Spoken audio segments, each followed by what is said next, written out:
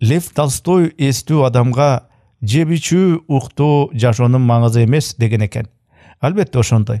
Жашап өткөн эч бир данышман же башкаруучу жашоо маңызын, адамзаттын улуу максатын, бийик идеалдарын бул дүйнөдөн издеген эмес.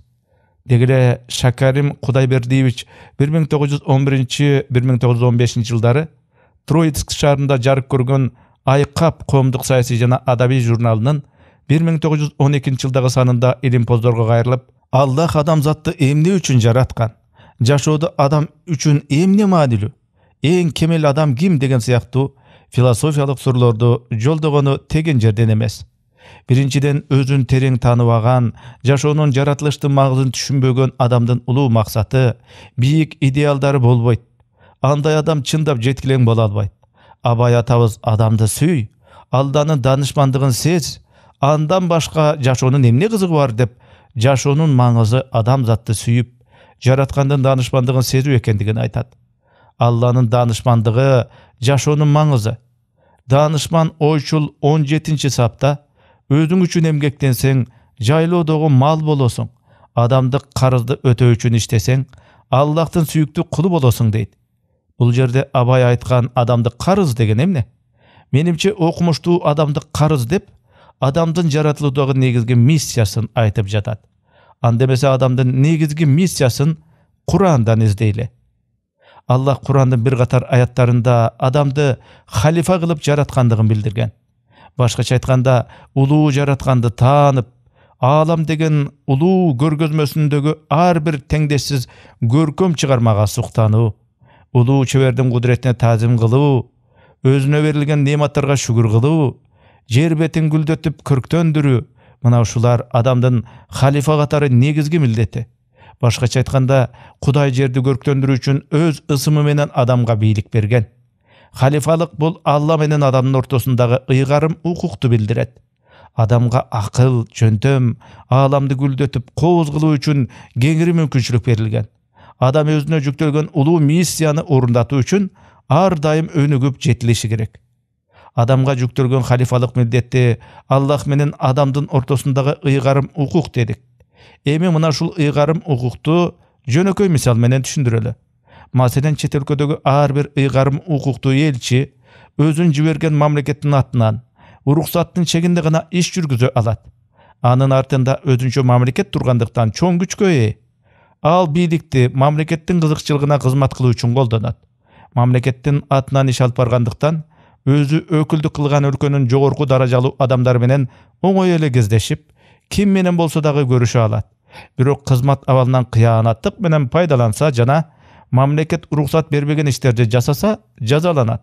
Анткени ыйгарым укук деп айтылып тургандай, белгиленген чектен чыгууга болбойт. Ошол сыяктуу адам да Аллах берген укуктун чегинде аракет кылууга милдеттүү. Адамзатка жараткан тарабынан бул дүйнөнү кооздоп гүлдөтүүгө чоң мүмкүнчүлүк, өтө кенен чөйрө, ар түрдүү жөндөмдөр берилген. Бардык ишти бисмиллах деп баштоонун сыры мына ушунда. Бул Кудайдын атынан иш кылуу дегенди билдирет. Ал эми адал менен арамды Аллах берген ушул ыйгарым укуктун уруксаты менен тыюу чөйрөсү катары кароого болот. Жогоруда айтылгандай, элчи өзүнө ишеним артып, өкүл кылып жиберген мамлекетке баш ийбей, эч кандай чектөөсүз өз каалагандай иш кылса жазага тартылгандай, ыйгарым укуктуу пенде дагы Аллахты тааныбай, адал арам дебей, уруксат чегинен чыкса, жоопко тартылууга ылайык болот.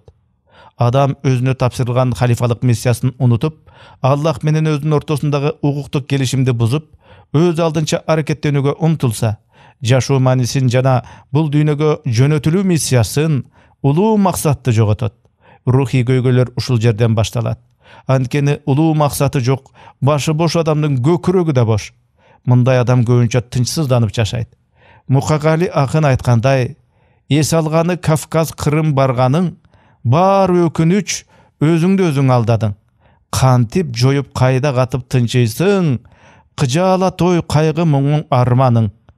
Жан дүйнөнүн боштугунан келип чыккан санадан кутулуу үчүн дүйнө, атак даңк, мансап, көңүл ачуулар, убактылуу нерселер менен өзүн алаксытып жашайт. Бирок ал дагы деле чыныгы тынчтыкты таба албайт. Көпчүлүк адамдар балдарына кам көрүүнү негизги максаты деп билет. Albatta ukum tukumуңду тарбиялап өстүрүү зор аманат. Бирок бул улуу идеал эмес. Алланын адам баласынын табиятына койгон мээрим менен боорукерликтен туулган жоопкерчиликтүү улуу милдети. Тагыраагы улуу максаттын алкагындагы асыл милдеттерибиздин бири болмокчу. Эгерде урпак үчүн жашоо адамзаттын түпкү максаты болсо, баласыз же тукуму жок болгондор үчүн жашоонун мааниси жок болмок. Жашоодогу ар бир аракеттин өз максаты жана маңызы болот. Мисалы, билим алуунун максаты күчтүү адис болуп, өзүңө, өлкөңгө, адамзатка пайда алып келүү. Бул кичи баалуулук. Ал эми мунун баарын Аллахтын ыраазылыгы үчүн, башкача айтканда, жаратылуудагы эң чоң миссияңды орундатуу үчүн жашоо чоң мааниге ээ. Бул Абай айткан адамдыктын карызы. Кемел адам жашоосун жана ар бир иш-аракетин Алланын каалоосуна ылайык иретке салган адам. Жашоодогу баардык жетишкендикти, башкача айтканда кичинекей нарыкты улуу идеал жана бийик максат, башкача айтканда жашоонун мааниси менен байланыштыра албаган адам атактан, мактоо, сыйлык жана башка ушул сыяктуу пенделик аракеттерге ыктай берет.